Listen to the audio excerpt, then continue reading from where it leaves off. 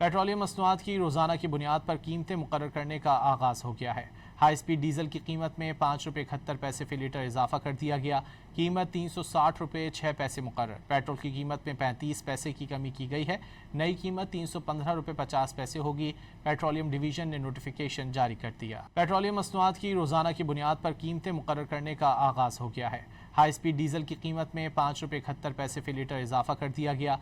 कीमत ₹360.06 मुकर्रर। पेट्रोल की कीमत में 35 पैसे की कमी की गई है। नई कीमत ₹315.50 होगी। पेट्रोलियम डिवीजन ने नोटिफिकेशन जारी कर दिया। पेट्रोलियम मसनूआत की रोज़ाना की बुनियाद पर कीमतें मुकर्रर करने का आगाज़ हो गया है। हाई स्पीड डीजल की कीमत में ₹5.71 फ़ी लीटर इजाफा कर दिया गया।